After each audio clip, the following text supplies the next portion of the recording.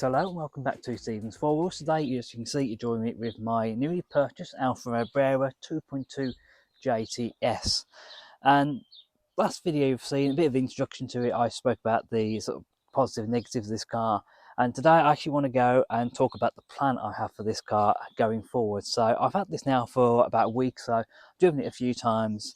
I know it drives alright. I know there's mainly cosmetic stuff that needs doing to this car.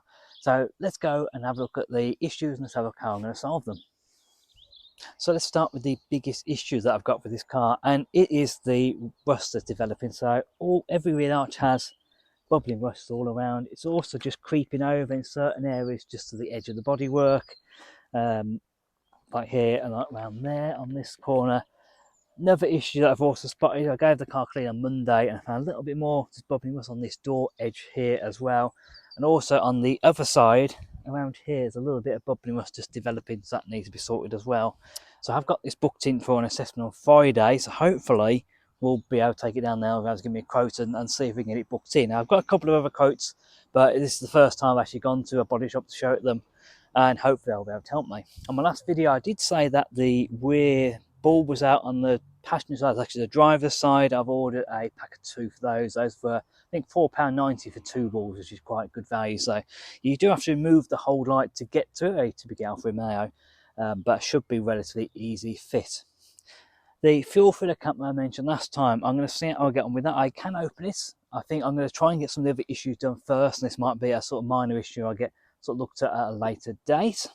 Now, the side indicators, I've ordered two new ones of those. I think they're around £20 for the pair, so I'll get those fitted. Look, just clip out and then just the new ones push in. So nice, easy replacement on one of those. While we're also at the front of the car, as you mentioned about these trim just around the windscreen, I have tried to find these trim on their own. They're quite hard. You can buy them, but I can't actually find anywhere in the UK that sells them.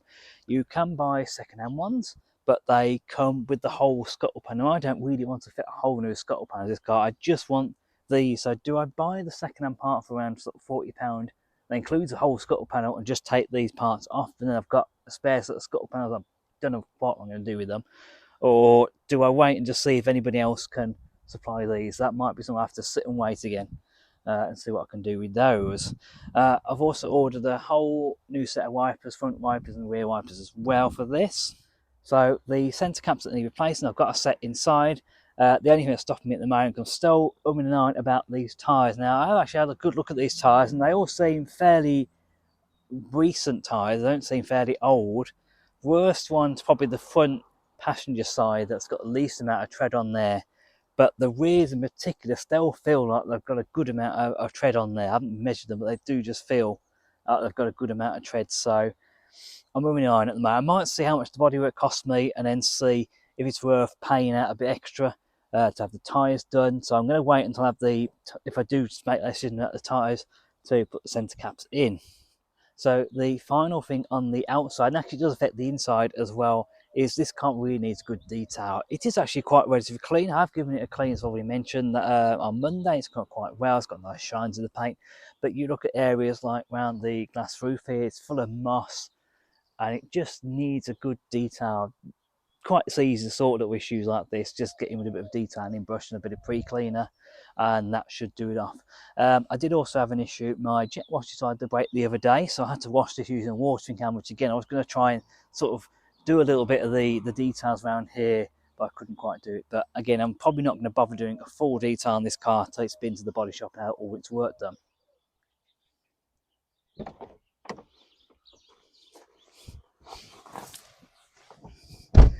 Right then, so back inside the Alfa Romeo now, and what have we got to do in here? Well, there was the oil temperature gauge, which doesn't work. However, you do have to remove the whole dash. So that's a sort of minor issue. So a bit like the sort of fuel filler cap, I might possibly leave that for now, so we get a few more of the sort of bigger issues sorted with the car. The other one didn't have any mats. That was the other issue. So I've ordered a set of mats that are here. I'm just waiting to give the carpet a big detail. No point putting nice new clean mats into a quite a dirty car. So I'm going to go and wait for that now until I get the car back in the body shop and give it a big interior detail.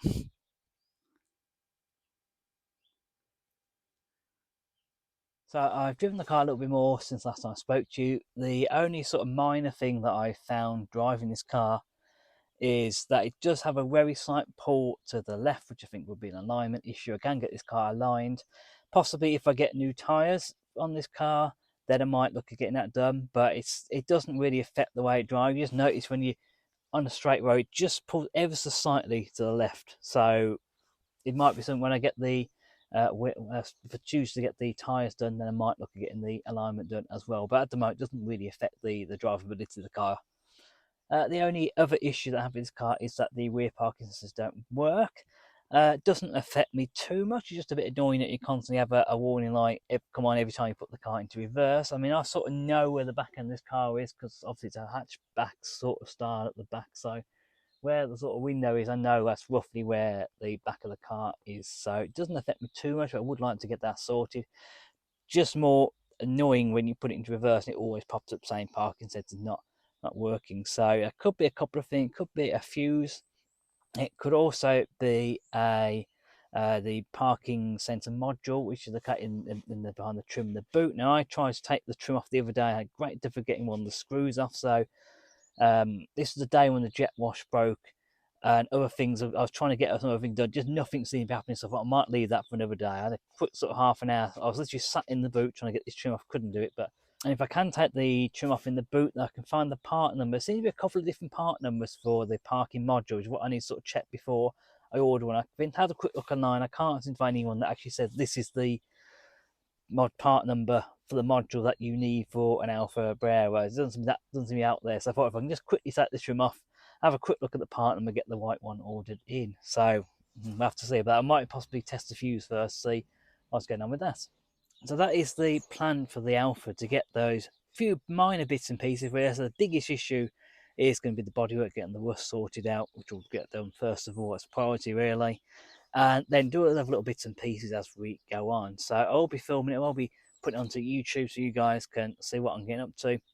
Once all those sort of bits are done, then really the plan for this car is to get out and use it. There are maybe a couple of little car shows I want to do. Might possibly pop to a couple of Italian car shows, something really different for me.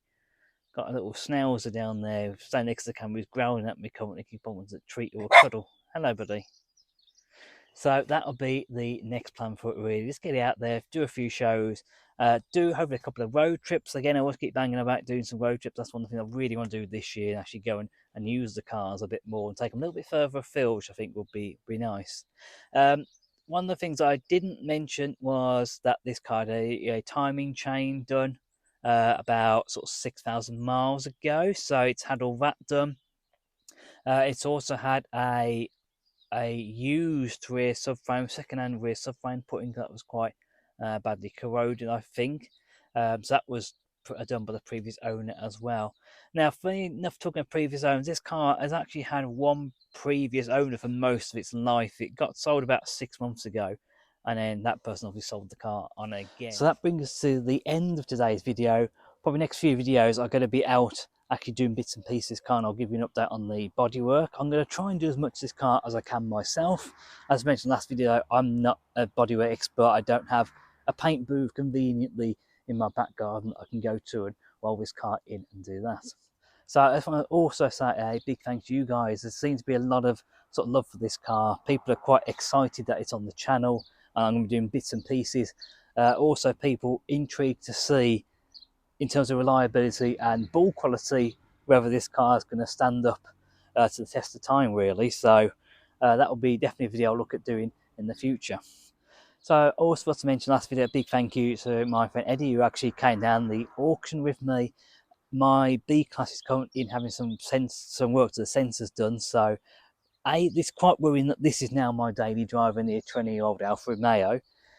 And he was able to give me a lift down there in his Honda CR-V, and then I was able to actually, if I did buy a car down there, I was able to drive that back. We had quite a journey back, actually. It took us well over an hour to get back in a 45-minute journey. He's actually done a video of that, and a video of me buying the car and the whole sort of auction process. So I'm not going to mention too much about it because that will be all in his video that he will be uploading over the next couple of weeks. So I'll share a link to that when that goes live. So everyone loved the Alfa video. I had one piece of feedback from their constructive feedback from Ryan, my friend Ryan, who bought the Mini off me, and he asked where was the chair, where was my sort of summer chair that I'm trying to use a bit more in winter. I thought I'd just finish the video from the comfort of my winter chair just for you, Wine. So thank you very much for watching. There's lots of exciting stuff coming up with the Alfa. I'm really excited to have another project, and hopefully we'll have this all sorted next few months, and I'll be able to take it out and start doing some shows and some road trips and just some general drives. That'd be really nice. So as ever, thank you very much for watching. It's going to be goodbye from me, goodbye from the Alfa, and we will see you next time. Goodbye.